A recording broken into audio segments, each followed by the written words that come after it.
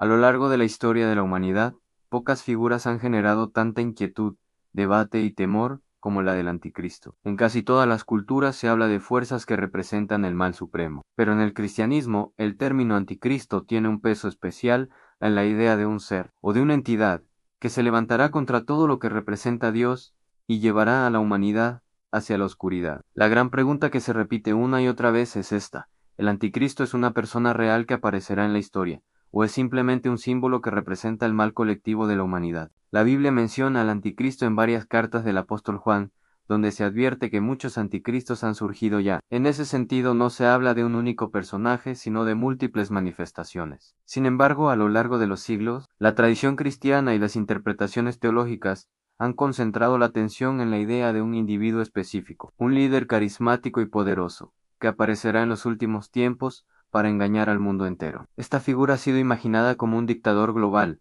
un falso Mesías o incluso como una encarnación directa de Satanás en la tierra. Pero hay otra lectura posible. Algunos estudiosos de la Biblia sostienen que el anticristo no es necesariamente una persona de carne y hueso, sino un símbolo de todo aquello que niega a Cristo. En esta visión, el anticristo sería la corrupción, la idolatría, la soberbia humana que coloca al hombre en el trono de Dios. No sería entonces un personaje puntual, sino un espíritu que se manifiesta a lo largo de las épocas, adoptando distintos rostros, el de gobernantes tiránicos, sistemas de opresión o ideologías que niegan la fe. La tensión entre estas dos visiones ha marcado la historia de la teología cristiana. Los primeros padres de la Iglesia, como Ireneo, Gilaián o Hipólito Yihomao, advertían de la llegada de un individuo concreto, un impostor que engañaría a las masas con milagros aparentes. En cambio, pensadores más modernos insisten en que buscar a un personaje específico puede ser un error, porque nos distrae de la verdadera enseñanza. El mal no siempre se concentra en un individuo,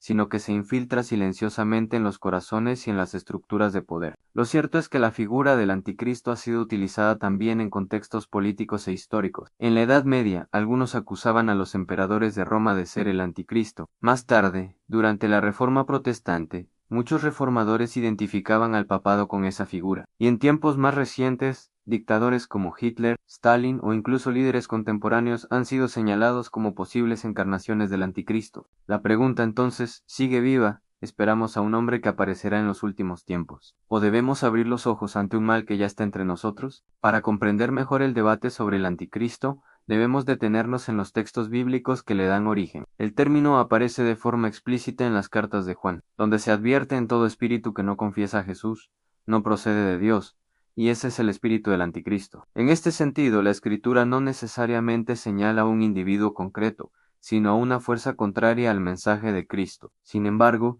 en el libro de Apocalipsis se describe a una bestia que domina a las naciones, que recibe adoración y que impone su marca sobre los hombres. Esa bestia ha sido tradicionalmente asociada con el anticristo, aunque el texto nunca lo menciona con ese nombre exacto. De este cruce de interpretaciones nacen dos corrientes principales. La primera, de carácter literal, sostiene que llegará un hombre real que concentrará poder político, económico y religioso, capaz de seducir a las masas con su inteligencia, su carisma y su aparente bondad. Será un líder mundial que en un principio traerá paz, pero que luego revelará su verdadera naturaleza, persiguiendo a los creyentes y levantándose contra Dios. La segunda corriente, de carácter simbólico, entiende al anticristo como un reflejo de lo peor del ser humano: el ego desmedido, la ambición sin límites, la negación del amor al prójimo. Bajo esta visión, el anticristo no está atado a un solo momento de la historia, sino que aparece una y otra vez bajo distintas formas. Cada dictador que oprime, cada ideología que niega la dignidad del ser humano, cada sociedad que vive de espaldas a la verdad y la justicia, lleva dentro de sí el espíritu del anticristo. Lo fascinante es que ambas posturas no se excluyen del todo. Un creyente podría ver al anticristo como símbolo y al mismo tiempo esperar a una figura futura que encarne plenamente ese mal. Es más, muchos teólogos sostienen que el símbolo se concreta en la historia, a través de personas y sistemas que dan rostro al espíritu contrario a Cristo. Esta ambigüedad, lejos de debilitar la figura, la hace más poderosa, porque nos obliga a estar atentos tanto a las tentaciones personales como a las estructuras de poder que buscan dominar el mundo. Tal vez la verdadera fuerza del mito del anticristo es que funciona en ambos niveles el interior y el exterior. Es una advertencia contra la soberbia que anida en cada corazón, y a la vez un recordatorio de que la historia humana siempre puede ser manipulada por líderes que usan la esperanza para esclavizar. La figura del anticristo ha trascendido el ámbito religioso para instalarse también en la cultura popular. Novelas, películas y hasta series han alimentado la imagen de un ser oscuro, con poderes sobrenaturales,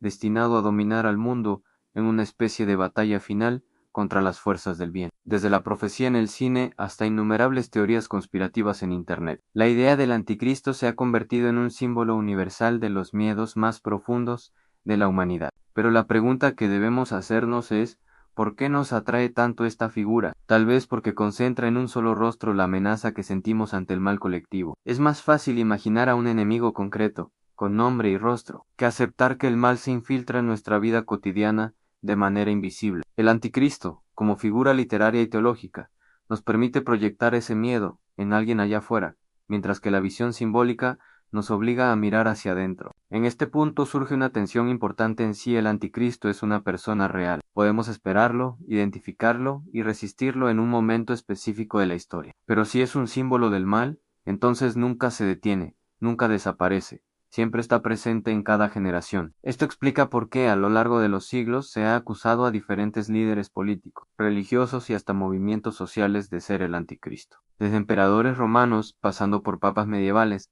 hasta dictadores modernos, todos han cargado con ese título en algún momento. Sin embargo, etiquetar rápidamente a alguien como anticristo puede ser un error peligroso, porque no solo simplifica la complejidad del mal, sino que también nos distrae de las verdaderas señales, la manipulación de la verdad, la negación de la libertad, el culto a la personalidad, la persecución de quienes piensan distinto. En lugar de buscar un solo rostro, deberíamos estar atentos a los patrones que se repiten una y otra vez en la historia. Tal vez el anticristo no sea únicamente una figura que vendrá, sino también un espejo que nos recuerda lo que somos capaces de hacer cuando olvidamos el amor, la justicia y la verdad. Quizá la gran advertencia es que cualquiera puede convertirse en un anticristo, cuando se deja dominar por el orgullo y la ambición. Si observamos la historia reciente, es inevitable notar cómo las características atribuidas al anticristo parecen encajar en ciertos momentos de la humanidad. Líderes que prometieron prosperidad y terminaron trayendo guerra. Gobiernos que ofrecieron libertad, pero instauraron dictadura. Movimientos que hablaban de justicia, pero practicaban la opresión. Cada uno de estos episodios nos recuerda que el mal no siempre se presenta con un rostro monstruoso, muchas veces llega disfrazado de salvación. Esta es una de las claves más inquietantes de la figura del anticristo,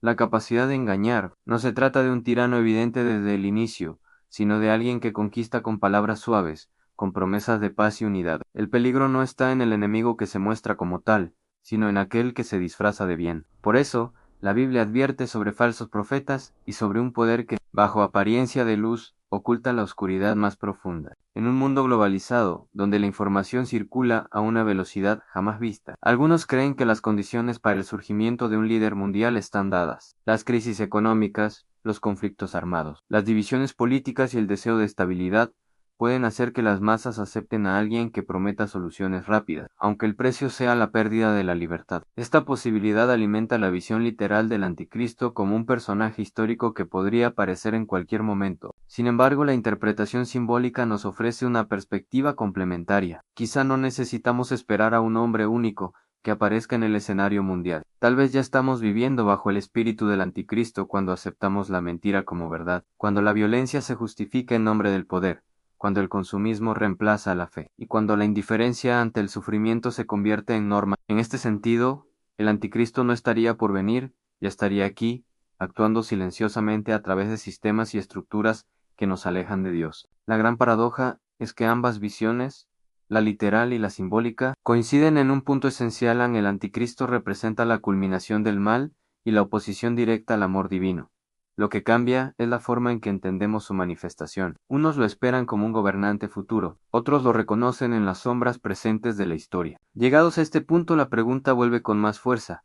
¿Debemos temer al anticristo como un hombre de carne y hueso que se levantará en los últimos tiempos? ¿O debemos verlo como un símbolo que nos interpela cada día? Tal vez la respuesta no esté en elegir una sola opción, sino en reconocer que ambas perspectivas tienen algo de verdad. La visión literal nos invita a estar atentos a los líderes que concentran demasiado poder, que manipulan a las masas y que buscan reemplazar a Dios con su propia figura. La historia nos enseña que cuando un hombre se eleva por encima de todo y exige adoración, el desastre no tarda en llegar. El anticristo, en este sentido, es una advertencia contra la idolatría política y contra la tentación de poner nuestra esperanza absoluta en un ser humano. La visión simbólica, en cambio, nos recuerda que el mal no siempre se encarna en un dictador visible. Muchas veces se esconde en lo cotidiano, en la corrupción silenciosa, en la indiferencia ante la injusticia, en el orgullo que nos hace sentir autosuficiente. El anticristo, como símbolo, es un espejo que refleja nuestra capacidad de alejarnos del amor y de caer en la soberbia. En este sentido, todos estamos llamados a examinar nuestro propio corazón para descubrir si ese espíritu,